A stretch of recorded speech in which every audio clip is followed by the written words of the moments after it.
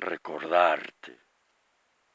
Era percebre l'olor frescal de la primavera, avançar de valent, descobrint en cada detall sobrer un món nou poblat de formes sorpreses, assistir a un diluvi de pans i peixos inundant carrers. Recordar-te era tastar una perllongada profecia, creuar oceans i universos, escriure en la ràbia dels pares que van perdre la guerra, l'aroma salabrós del vent.